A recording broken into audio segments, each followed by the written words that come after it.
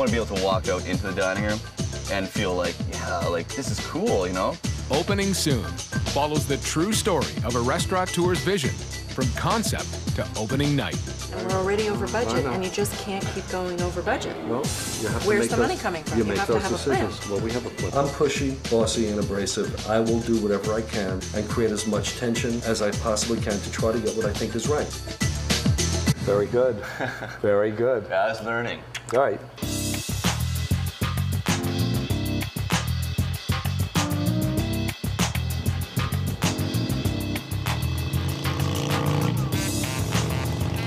Gordon Bailey is a self-made tough guy. I'm a total testosterone junkie. And motorcycles, you know, they got a, like, sort of a badness to them. They're just cool. He's never trained as a mechanic, but he's a professional motorcycle customizer. He never went to cooking school, but he's also a professional chef. I got it, brother. I got it. People, when they ask what I do, they're like, whoa, those are two opposite spectrums. There's raw materials in metal. I mean, there's raw ingredients in food. There's totally the same sort of artisticness to it, and it's just working with a different medium. Gordon's won some small international awards, but he's still struggling for culinary recognition. You put your heart out there, and you know, through your passion with food, and you can be stomped on. And so it's tough sometimes.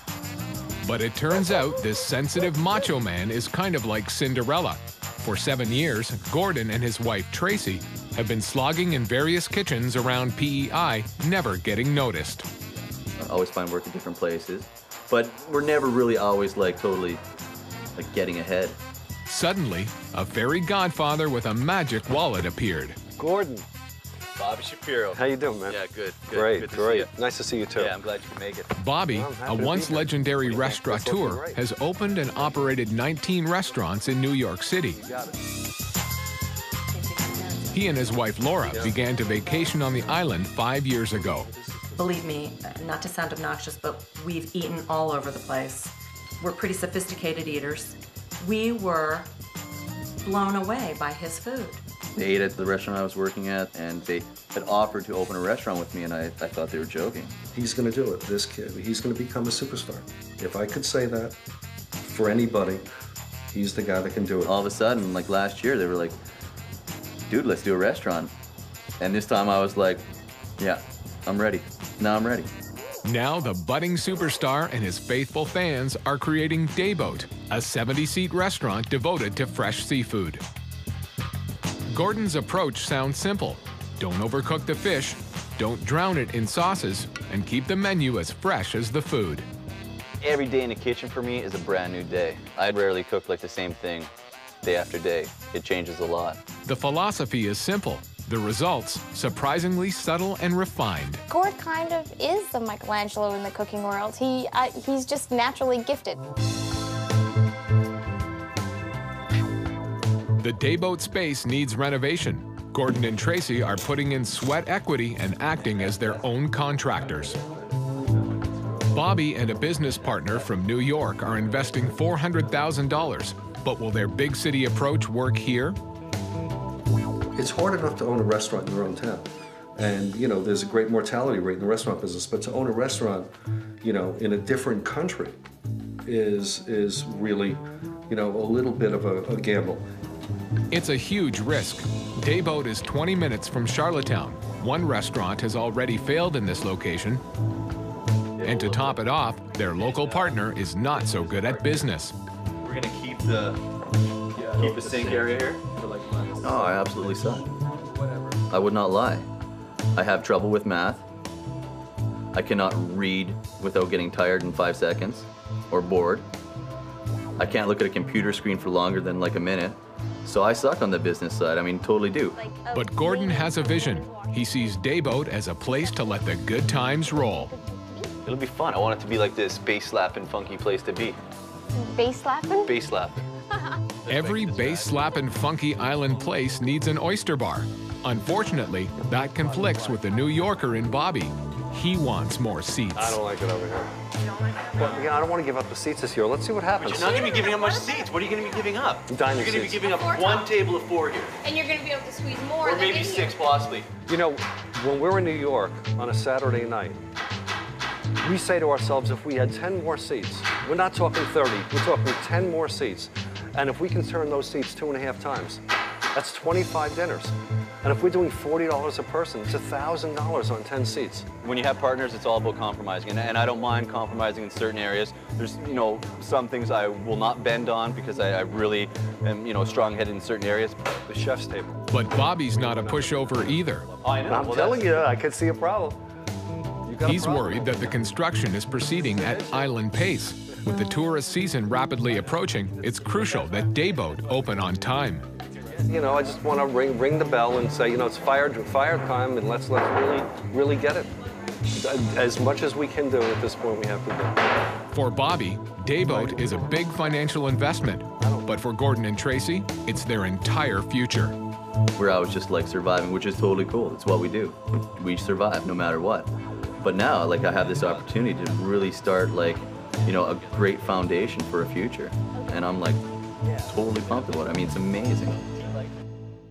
We're putting in the money, so therefore we have the say. No. We don't want that kind of partnership. No. I'd love the other one. That's material for a very bad partnership. Let me put in the money.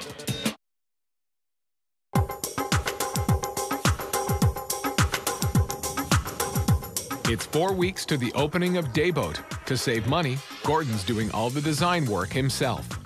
Are we going to do, like, banquet seating again? Or just individual chairs and such? He has no time to work on the menu, and his inexperience as a contractor is beginning to show. So I'm working on all these crazy decisions, like with doors and trim and this, you know, stuff that I'm not used to. What are those? Good question. Now it's making me think way outside just the kitchen. I haven't even thought about the kitchen. Bobby Shapiro's back from New York to move things along. First order of business, select tile flooring. Tiny tiles turn into a big deal. I just happen to like the interest you get from the hexagonal tile floor. Butcher shops use this floor in New York. It evokes, to me, it evokes an image of fresh. What else are you gonna do? You agree? Gordon doesn't agree, but at the tile store, he can't come up with a better idea.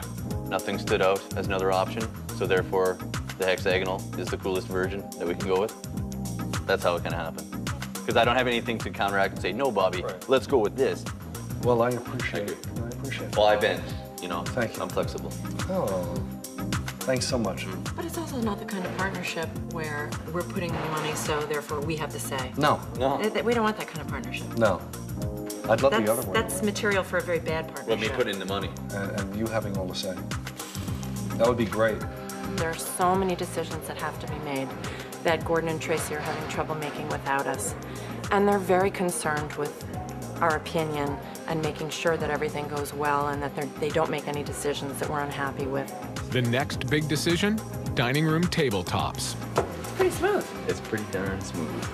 Gordon's first creative choice, laminate flooring. The answer to me is it's meant to look like a floor, and I don't like it. Back to the drawing board. Bobby's working his own angle over there. Yeah, well. It'll have that look to it. The second choice, cork. They did it years ago and it's come back in style like so many other things, right? But I've never seen curved tables. Could be interesting. It is, yeah. It would totally be like a conversation piece, as much as art or anything else would be. Hey, Bobby, what about cork? Great for a wine bottle. I'm pushy, bossy, and abrasive, and I don't mind being that. I realize that's part of the job. I will do whatever I can and create as much tension as I possibly can to try to get what I think is right. Gordon's design ideas are taking second place to the Shapiro's need to save money. I'm scared of spending $300 a table. And you should be too. I am. That should scare you. I know. And we're already over budget, know. and you just can't keep going over budget. Well, you have to Where's make the those, money coming from? You You make have to those have a plan. decisions. Well, we have a plan. What is it? It's 3 weeks to opening. There's plenty left to do, but money's running out. Bobby calls on his business partner from New York, Bill Brownstein, to come up with the money he's promised. Bill delivers the check personally. Here's the juice of life. Helps anyway. Life is good, man. Good, but not as much as Bill committed to. There has to be an influx or there has to be substantial volume. It's either way. We're going to have to figure it out. But what do you think the number? 50 for sure. Okay. So 50 is not something that's out of the world. No, I didn't say it was. But you know, you have to get from just now to opening. Right. No. Suddenly, there's very bad news. Bill doesn't actually have the money. Things were a lot easier a few months ago, and some things occurred that depleted some funds that were supposed to be allocated to this. Translation? I just lost a big pile of dough on another investment. What's our availability of getting a mortgage? We went to the bank a couple of times. We own the land. They literally laughed at us. We'll always pull the rabbit out of our hat somehow. Somehow, some way. It'll happen. So, 2 days ago, I didn't have what I gave you today. Have it till. 2 days ago, I didn't have what I gave you today. This is a hair. And I don't have what I'm going to give you tomorrow, but I'll have it tomorrow. If Bill's checks don't bounce, opening night is 2 weeks away. What is going on for tomorrow night? Tomorrow night, we got some pretty cool food. Great. What is it? I'm not telling.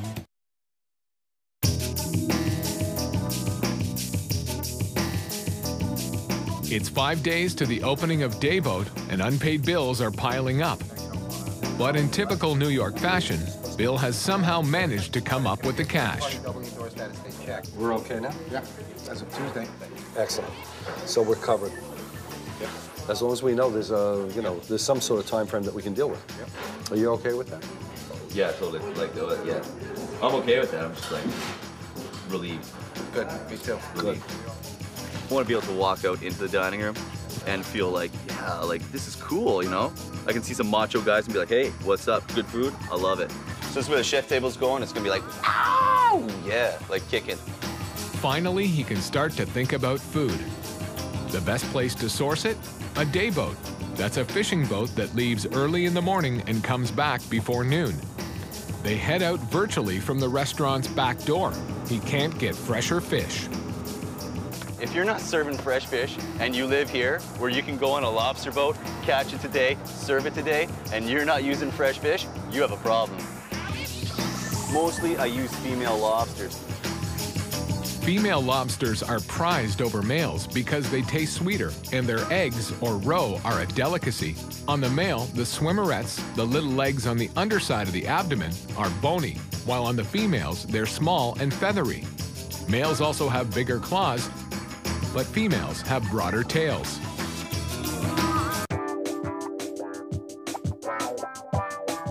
It's 36 hours to opening, and the kitchen is a mess. But Bobby won't postpone. Why are we opening on Monday? Because we basically already told people we're opening Monday. Bobby and Laura, their daughter, is graduating, I believe, on the 8th, so they need to get back to New York. They're coming up today. Yeah. That's a lame reason. He's got to be back in New York. Well, I got to be here. It's fine for you to, like, you know, come up, make sure it's open, leave me in the possibly, and then cruise back to New York. That's pretty easy. The tabletops have arrived. They're custom made. Cost $100 each. And Bobby's tile is installed to mixed reviews. I wouldn't walk in and be like, oh my God, the tile work. I'm so glad it's hexagonal, but it's cool. Do I like it? Not really. Do I dislike it? Not really. Is it upsetting me? Not at all. Is it what I would have chosen? No.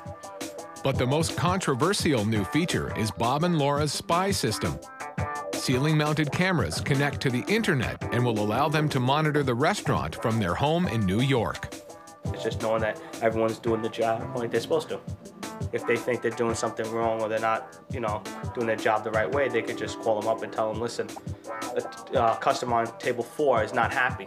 Bobby sells it to Gordon as a security measure. Gordon, have you seen the security system? Yeah, actually, I've seen a little bit of it. What's your feeling? It's like, I'm gonna be doing a lot of this. We're number 1. But Gordon has a few surprises of his own. Gordon, what is going on for tomorrow night? Tomorrow night, we got some pretty cool food. Great. What is it? I'm not telling. I don't reveal my stuff like until the very end. Ultimately, yeah, they trust me, of course. I don't think we would have gone into this venture if they didn't trust me. Are they nervous? I'm sure they're like, yeah, we want to know what we're serving. But that's my department. I'll take care of it. It's complete anarchy. I mean, everything just like dropped at once.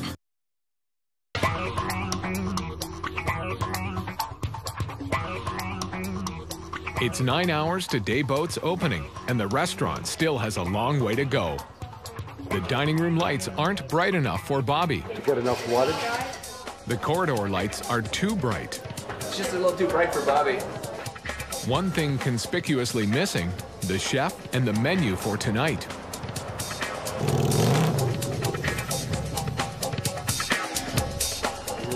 Better late than never.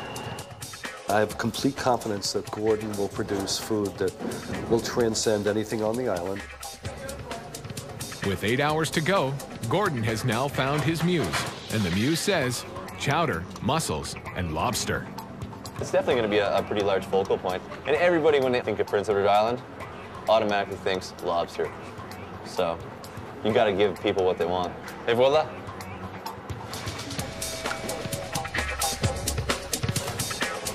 My favorite. And we're going to start cutting up the mussels a little bit smaller. With 5 hours to go, the gravel for the parking lot arrives. What do you think? It's the wrong color? We want to return the gravel. It's the wrong color. It's complete anarchy. I mean, everything just like dropped at once. In the last 20 minutes, there has been 2 tandem truckloads of gravel. There has been all our plateware and glassware. There has been our liquor order. We've got about an hour and a half, 2 hours to opening, so we've still got to keep pushing it. Hustle, hustle, hustle. Suddenly, with 2 hours to go, there's a hitch. The electricity is a bit unreliable. Not on, is it?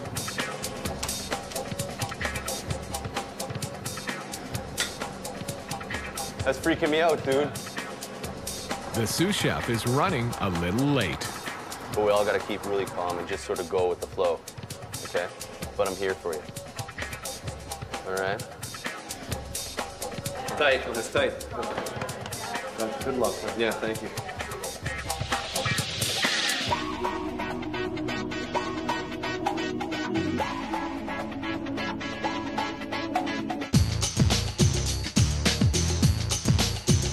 At 7 o'clock, the doors open, on schedule, and on budget.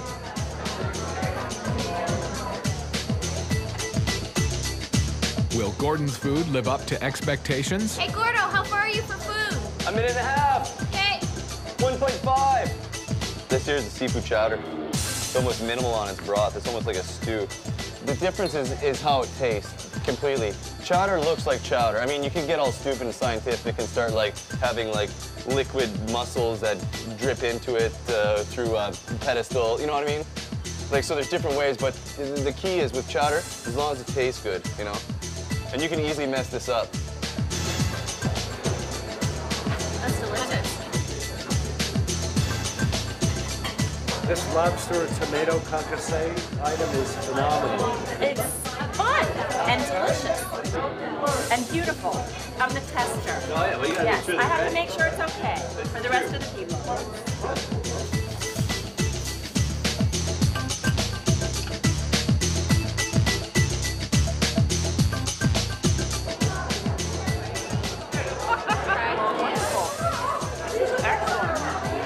Flavors, the textures, everything is delicious. I don't like lobster or nothing, but I tried it and actually it's good. This is going to be successful. And I think we just created the best restaurant on PEI. we did.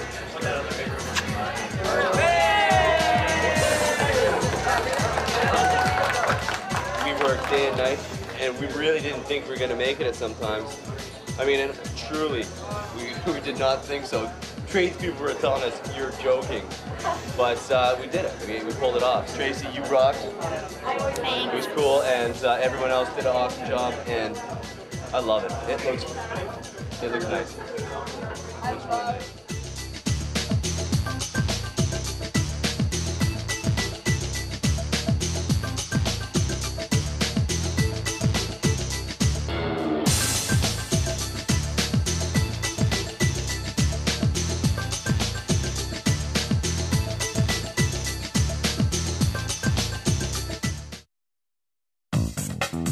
Find more at fineliving.com.